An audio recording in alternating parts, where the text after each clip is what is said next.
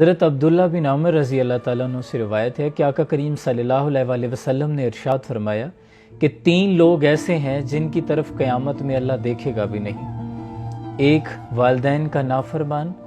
دوسرا وہ عورت جو مردوں کی مشابہت اختیار کرے، جو مردوں جیسا خود کو بنائے، اور تیسرا دیوس۔ دیوس کسے کہتے ہیں؟ دیوس اس مرد کو کہتے ہیں جو اپنی محرم عورتیں